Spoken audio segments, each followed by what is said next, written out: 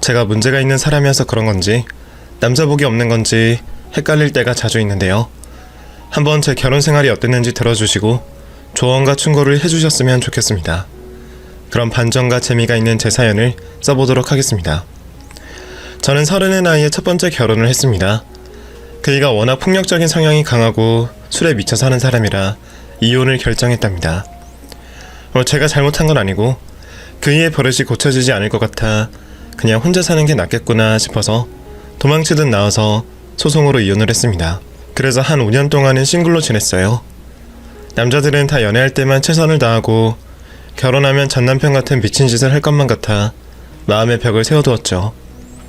제가 일하는 곳이 네일샵이었는데 여자 손님들이 100%인데도 불구하고 오다 가다 유리문 너머로 제 얼굴을 본 남자들이 시시때때로 들어와 전화번호를 요구했답니다. 이런 말하는 게 웃기긴 하지만 제가 아주 조금 예뻐서 남자들의 관심을 많이 받았어요. 또 네일샵에서 일하는 직원이었으니 많이 꾸미고 있어서 그런지 남자들이 저와 만나고 싶다며 자주 네일샵 문을 열고 들어왔답니다. 하지만 5년 내내 모든 남자들을 거절하며 솔로로 지냈습니다. 전 남편이 어떤 놈인지 앞서 말했으니 남자에 대한 생각이 아주 좋지 않았답니다. 그런데 그 많은 남자들 중 저에게 반했다며 매일같이 찾아오는 이가 있었습니다. 맛있는 간식을 사오기도 하고 형형색색의 꽃다발을 선물로 주며 제발 한 번만 만나달라고 애원했답니다. 네일샵 사장님은 어지간하면 한 번 만나주라고 조언했고 이런 남자를 또 만나는 건 쉽지 않으니 마음을 열어보라고 하셨습니다. 제가 전 남편에게 대인 걸 알고 계셨는데 세상에는 착한 남자도 많으니 너무 밀어내는 것도 좋지 않다고 잘해보라는 말씀을 해주셨습니다. 그래서 전 몇 달 동안 구애를 해준 남자에게 시간을 내줘서 식사도 하고 차도 마시며 많은 대화를 나누어 봤습니다. 이렇게 제대로 보니 인물이 더 멋있어 보이더군요. 사람이 말하는 게 교양도 있고 배려와 친절이 몸에 배겨 있어서 호감이 가더라고요. 계속되는 고백에 저는 못 이기는 척 넘어가기로 해서 이혼한 지 5년 만에 새로운 남자친구를 사귀게 되었습니다. 연애를 1년 넘게 해봤는데 이 남자는 술도 마시지 않고 담배도 안 피우며 바른 생활을 하는 착실한 사업가였답니다. 습관도 좋은데 사업까지 하고 있는 사람이라고 하니 더욱더 좋았습니다. 남자의 능력을 보지 않으려고 했지만 저도 어쩔 수 없는 속물이었는지 잘되는 사업체의 오너라는 말에 마음이 그이에게 완전히 기울어졌답니다. 그리하여 저는 그이의 청혼을 받아들였습니다. 한 번의 실패를 하긴 했지만 이 남자는 다른 사람들과 확실히 달라서 두 번째 결혼 생활은 성공할 수 있을 거라 생각했습니다. 또 자식까지 낳아서 예쁜 가정을 꾸릴 수 있을 거란 느낌이 들어서 많이 설렜답니다. 평범한 결혼식을 올리고 새 남편의 집에 들어가서 살기 시작했습니다. 혼수는 따로 하지 않고 혼인신고만 해서 그의 집에서 살림을 차린 거죠. 남편이 쓰던 물건을 계속 쓸 수 있으니 괜한 돈을 쓰지 말라고 배려해줘서 편하게 몸만 들어갔답니다. 그이의 가족은 시어머니가 유일했는데 굉장히 무뚝뚝한 분이셨습니다. 저를 처음 보셨을 때부터 결혼하기까지 특별히 궁금한 게 없으셨는지 질문이라는 걸 하나도 하지 않으셨답니다. 당신의 아들을 믿어서 그런 건지 제가 마음에 들지 않아서 그런 건지는 이야기를 들어보지 않아 잘 모르겠더라고요. 그래서 시댁에 가면 어색하고 불편하게 앉아만 있다가 신혼집으로 돌아오곤 했답니다. 주변 지인들에게 물어보니 조용한 시어머니를 만나서 좋겠다며 그냥 선을 넘지 말고 지금의 어색한 사이를 유지하라고 조언하더군요. 그래서 시자질도 당하지 않고 성실한 남편과 마음껏 사랑하며 행복한 결혼 생활을 유지했답니다. 그이는 바로 이세를 원했는데 제 나이가 40이 넘어서 쉽게 임신이 되지 않았습니다. 저 역시 예쁜 가정을 꾸리고 싶어 임신 계획을 세웠는데 병원에서 말하길 임신은 가능한 몸이나 큰 기대는 하지 말라고 하더라고요. 그래서 1년의 시간이 지나도 임신은 깜깜무소식이었습니다.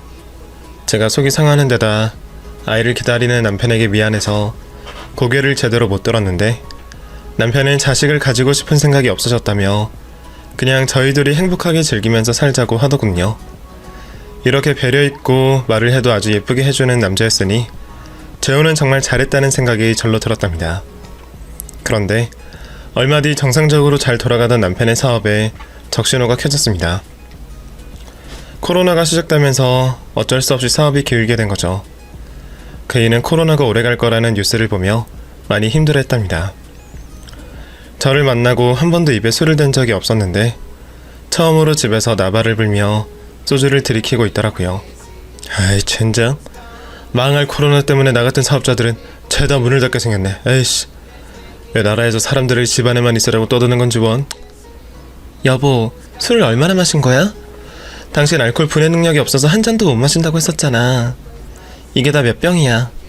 둘, 넷, 여섯 병? 아이, 당신은 또 뭐야, 어?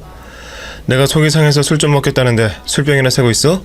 가서 안주나 좀 만들어와. 여보, 속이 상하는 건 알겠는데 술을 마신다고 해일되는 게 아니잖아. 내가 술 마시는 걸 제일 싫어한다고 수백 번을 말했던 걸 기억 못해? 난 술 냄새만 맡아도 기분이 안 좋아져. 그러니까 그만 마시고 들어가서 잠이라자. 제 잔소리에 남편은 콧방귀를 끼더니 입을 열며 더러운 욕을 내뱉었습니다. 아이씨, 뭘 걸레 같은 년이 뭐라고 떠드는 거야? 야, 나 같은 사업가가 너처럼 네일샵에서 일하는 나부랭이를 만나주고 결혼해줬으면 고마운 줄 알아야지, 어? 너 네일샵에서 유명했다며? 이 남자 저 남자 만나면서 한 몫씩 뜯어냈다고 그러더라? 얼굴 좀 반반하다고 남자들한테 몸 주고 한 몫씩 땡겼냐? 어?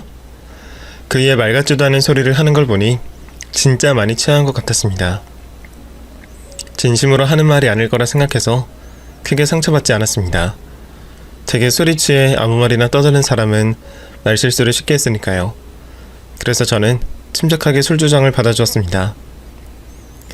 여보, 지금 한 말 못 들은 걸로 해줄게. 대신 다음에도 이런 막대먹은 주사를 부리면 가만두지 않을 거야. 얼른 들어가서 자빠져 자. 이게 어디 하늘 같은 남편한테 자빠지라는 소리를 해? 응? 야, 너 그동안 몇 명의 남자랑 자빠져 잤냐? 한 100명은 되냐? 솔직히 말해봐. 저는 다시 침착하게 조용히 들어가라고 경고해 주었습니다. 하지만 좋게 말해서 그렇지 그이는 또다시 제가 남자들과 난잡한 생활을 했을 거란 소리를 떠드는 바람에 살짝 흥분하고 말았습니다. 그래서 전 그이의 깃방망이를 한 대 날려버렸답니다. 남편은 그 자리에서 기절해버렸습니다. 상황이 끝난 것 같아 방에 가서 베개와 이불을 가져와 기절해 있는 남편에게 덮어주고 방으로 들어가 혼자 잠이 들었습니다. 이튿날 거실에서 일어난 남편은 아무것도 기억하지 못하더군요. 왜 자기가 거실 바닥에서 자고 있는 거냐고 묻길래 사실대로 털어놨습니다. 당신이 나한테 걸레니 어쩌냐면서 막말을 했잖아. 그래서 내가 화나서 깃방망이를 날렸어. 그러니까 왜 술주정을 하고 그랬어? 뭐? 내가? 말도 안 돼. 당신 지금 말 지어내는 거지? 사랑하는 아내에게 그런 말을 할 리가 없다고.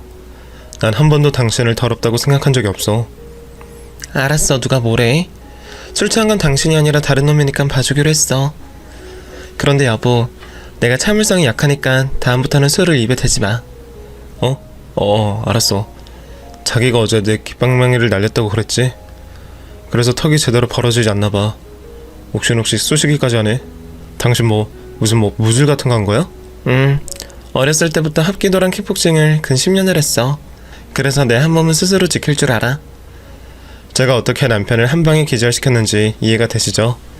사실 첫 번째 남편이 술을 마시면 헐크같이 변해 공격을 했었는데 늘 제가 그 일을 제압하고 개패듯이 패줬습니다.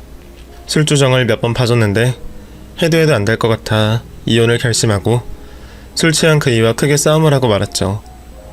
저도 한두 대 맞긴 했지만 전 남편은 이빨이 3개 날라갔고 갈비뼈에 금이 가서 병원 신세를 져야 했답니다. 그럼에도 제가 진단서를 뽑아 이혼 소송을 해서 정당방위로 한 짓이라는 걸 인정받아 많은 위자료를 받고 이혼했던 겁니다. 술 먹고 맞고 사는 그런 여자가 아니란 말씀이죠. 여하튼 지금의 남편에게 제가 보통 내기가 아니니 한 번만 더 술을 처먹고 주정을 부리면 뼈도 못 추릴 거라고 경고의 말을 전했습니다.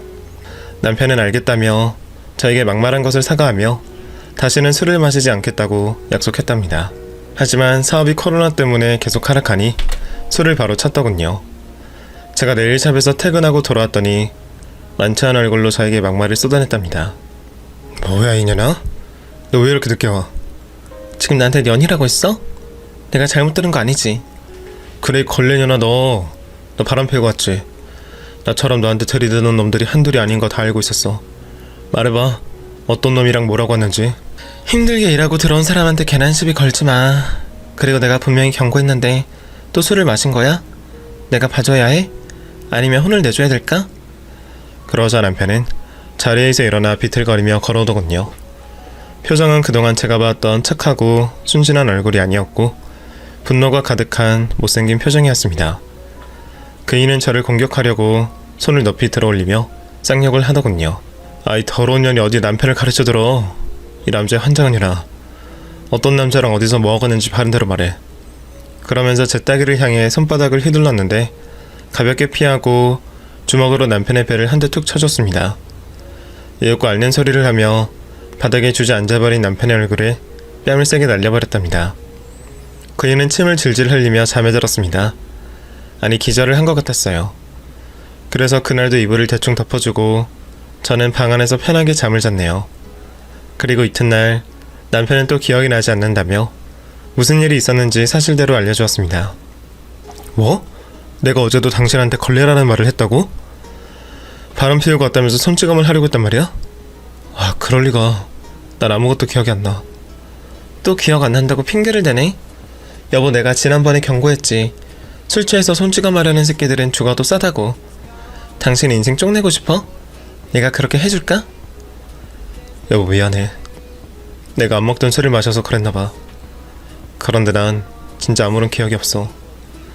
또 당신을 그렇게 생각한 적이 단 한 번도 없단 말이야. 한 번만 용서해줘, 응? 자기야, 난 다른 여자들과 달라. 남자한테 맞고 사는 약골이 아니라고. 내가 호리호리한 몸매이긴 하지만 이게 다 쇳덩이 같은 무기야. 지금 당신 배랑 얼굴이 얼얼하지. 이제 딱 2대 때렸는데 그렇게 된 거야. 아무튼 당신은 지금 투아웃이야. 한 번만 더 술 처먹고 지랄을 하면 영원히 깨어나지 못하게 해줄 거야. 알아들었으면 고개만 끄덕여. 이 아무것도 모르고 까부는 등신 같은 놈아. 제가 남편 면전에 가까이 대고 경고했더니 고개를 재빠르게 끄덕거리며 사과하더군요. 그리고 다시는 술을 입에 대지 않겠다며 굳게 다짐했답니다. 사업이 휘청거려서 술을 입에 대기 시작한 것 같아서 조금의 시간이 지나면 다시 예전의 모습으로 돌아와 성실하게 잘 지내줄 줄 알았답니다. 하지만 코로나로 많은 사람들이 실업자가 되고 망한다는 뉴스는 끝없이 나오더군요. 제 남편의 사업도 망하기 직전이라 많이 우려하고 있었답니다. 그래서 전 망해도 괜찮으니 시기가 지나면 다른 일자리를 구해보라고 일러줬습니다. 많진 않지만 제가 네일샵에서 버는 돈으로 생활비를 충당하겠다고 걱정을 덜어주려고 했죠. 그런데 남편은 사업이 망해가고 있어서 속이 많이 상했는지 다시는 술을 마시지 않겠다는 약속을 저버렸습니다. 매일 소주 한두 병을 나발불고 잠을 자기를 반복했습니다. 술주정을 하지 않고 조용히 퍼질러 잤으니 가여운 마음이 들어 참아주었네요. 그런 남편은 술을 계속 마셔도 된다고 판단했는지 위드 코로나가 되어 사업이 일어났는데도 술을 끊지 못하더라고요. 매출이 수직 상승했다고 회식을 하고 왔는지 얼큰하게 취해 들어와서 또다시 주정을 하더군요. 야 이년아, 네 서방님이 힘들게 돈 벌고 들어왔으면 12차 반상으로 술상을 내야 할 거 아니야. 당장 해장국이랑 안주 좀 차려봐. 하늘같은 남편한테 충성하란 말이야. 요즘 뜸하더니 다시 술주정을 시작한 거니? 당신 이러면 쓰리아웃이야. 더는 못 봐준다고. 나랑 이혼하고 싶어? 이 버러지 같은 게 어디서 이혼하겠다고 협박을 해. 아, 너 다른 놈 있구나. 그래서 그 놈이랑 붙어먹으려고 이혼하겠다고 하는 거지? 말해봐 이 걸레야. 솔직하게 털어놓고 강명 찾으란 말이야. 당신이 나를 자극하는구나. 오늘 엄청나게 선을 넘었으니 좀 맞자. 어쭈, 걸레 같은 게 남편을 때리겠다고? 내가 그동안 봐줬더니 또 까부네. 너야말로 오늘 뒤졌어. 이리와 이 걸레야. 그이가 손바닥을 휘두르자 머리를 숙여 피한 뒤 남편의 멱살을 잡고 박치기를 날렸습니다. 돌이 깨지는 소리가 나며 그이가 바닥에 쓰러졌습니다. 하지만 아직 화가 풀리지 않았습니다. 걸레라는 소리를 듣다 보니 속이 뒤집혀 있었죠. 그래서 바닥에 널브러진 남편의 멱살을 잡고 따귀를 연신 날려주었습니다. 정신 차리고 끝까지 가보자고 소리를 지르면서 아주 세게 딱딱 소리를 내며 날려주었죠. 그이의 양뺨이 새빨갛게 부어올랐고 박치기로 당한 남편의 이마에 혹이 올라오더군요. 실컷 두들겨 팼더니 남편은 또 침을 질질 흘리며 기절했더군요. 저는 쓰리아웃인 남편과 이혼할 생각을 했습니다. 앞으로 쭉 이렇게 술 취해서 행패를 부릴 게 뻔했으니 이혼하는 게 속이 편할 거라 판단했네요. 저는 왜 이렇게 남자복이 없는지 스스로를 탓하며 반성했습니다. 다시는 결혼 같은 걸 하면 안 되겠다는 마음도 굳게 가지게 되었죠. 이튿날 잠에서 깨어난 남편에게 이혼 이야기를 꺼냈습니다. 여보, 우리 이혼하자. 더는 못 참겠어. 나한테 걸레라고 떠들면서 막말하는 거 불쾌해. 당신이 술 마시기 전에는 꽤 좋은 사람이라 생각했는데 전혀 아니었어. 속으로 날 뭐로 생각하는지 확실히 알았으니까 이혼하자. 여보, 내가 어제 또 실수를 했구나. 미안해. 여보, 그런데 진짜 기억이 안 나. 내가 당신한테 걸레라고 했다는 것도 믿기지가 않고 말이야. 변명 그만하고 깨끗하게 이혼하자. 당신이 나랑 계속 같이 살면 당신이 위험해져. 나한테 뒤지게 맞은 거 안 보여? 거울 좀 봐봐. 오늘 출근하면 당신 당할 수도 있으니까 조용히 집에서 잠이나 쳐자는 게 좋을 것 같아. 아무튼 이혼하는 게 답이니까 준비하고 있어. 그러자 남편은 매우 빠르게 무릎을 꿇고 두 팔을 들고 벌을 서는 신용을 하더군요. 여보, 미안해. 내가 이놈의 술을 끊을 테니까 마지막 기회를 줘. 제발 이혼하자는 말만 하지 말아줘. 내가 당신을 얼마나 많이 사랑하는 줄 알잖아. 사랑? 당신은 사랑하는 사람한테 그따위 막말과 욕을 할 수 있어? 그것들은 모두 술 취해서 나온 소리야. 내 진심이 아니라고. 여보, 오늘부로 술을 끊을 테니까 마지막 기회를 딱 한 번만 줘. 내가 내일부터 술을 마시면 당신 아들, 아니 당신의 개가 되겠어. 멍멍. 저는 이혼 소리를 꺼내긴 했지만 이렇게 또 이혼을 하게 되면 뭔가 억울할 것 같더라고요. 합의 이혼을 해봤자 얼마 안 되는 위자료만 받고 끝날 테니 손해보는 장사를 하는 것보다 남편에게 마지막 기회를 주는 게 낫겠다는 판단이 들었습니다. 그래서 그날은 제가 일을 다녀와서 남편이 차려준 저녁을 먹었습니다. 저에게 많이 미안했는지 시종일관 굽실거리며 사과를 연신하더군요. 그렇게 식탁에 앉아 한술 뜨려고 하는데 시어머니가 신혼집에 찾아오셨습니다. 남편이 집에서 쉬는 걸 어떻게 알았는지 어디가 아픈지 보러 오신 모양이더라고요. 아들, 며느라, 나 왔다. 이제 밥을 먹으려는 게냐? 아들, 너 어디가 아픈 거야? 어디 좀 보자. 그이는 손으로 얼굴을 가리며 방으로 도망가려고 했습니다. 하지만 집요한 시어머니가 그의 손을 치우고 부어오른 이마와 눈, 양벌을 보시고 크게 놀랐습니다. 이게 뭐야? 너 누구한테 맞은 거야? 도대체 어디서 무슨 일이 일어난 거야? 그게 집사람한테 맞았어. 그런데 내가 맞을 짓을 해서 그런 거야. 밖에서 술 먹고 들어와서 술주정을 심하게 했어. 집사람한테 하면 안 될 욕과 막말을 해서 이런 거니까 괜히 집사람한테 나무라고 하지 마. 아무리 그래도 그렇지. 밖에서 술 좀 마시고 들어와 주사 좀 부렸다고 남편을 이 지경으로 만드는 여자가 어디 있어. 며느리, 너 이 얼굴 보여? 네가 만든 내 아들 얼굴 좀 보라고. 그래서 전 남편이 술을 먹고 무슨 행동과 말을 하는지 아주 자세히 설명드렸습니다. 걸레라는 막말과 손찌검을 원자려고 해서 반격으로 혼을 내준 거라며 세세히 말씀드렸죠. 남편의 얼굴이 왜 그 지경이 되었는지 납득이 될 줄 알았습니다. 하지만 시어머니는 남자가 말실수를 할 수도 있고 실수로 손찌검을 할 수도 있는 게 아니냐며 꼰대 같은 발언을 하더군요. 그 순간 얼마나 웃기고 기가 막히던지 할 말을 잃고 한숨만 푹푹 쉬었습니다. 너 한숨을 왜 쉬는 거냐? 당장 내 아들한테 납작 엎드려서 잘못했다고 빌어. 제가 왜요? 잘못한 게 없는데 용서를 왜 비냐고요. 그리고 사과를 받을 사람은 바로 저예요. 어머님. 어머님은 돌아가신 시아버지한테 맞으면서 사셨어요? 그래서 이 인간 편을 들어주시는 겁니까? 뭐야? 이게 진짜로 막 나가네? 야, 여기서 죽은 네 시애비가 왜 나와? 결과적으로만 봐도 네가 내 아들 얼굴을 이렇게 망쳐놨으니 너한테 잘못을 따지는 건 당연한 거 아니냐? 빨리 무릎 꿇고 빌어. 싫습니다. 어머님, 그리고 어차피 어머님 아들이랑 이혼할 생각입니다. 며느리한테 기강을 잡고 싶으면 다음 며느리한테나 하세요. 저한테 하시지 말고요. 이야, 아주 대단한 년일세. 내가 너희 둘 다 재혼이어서 조용히 지켜보고 살려고 했는데 이럴 줄을 몰랐다. 별 거지 같은 년이 며느리로 들어와서 내 속을 심하게 긁어대네. 그래, 이혼해라.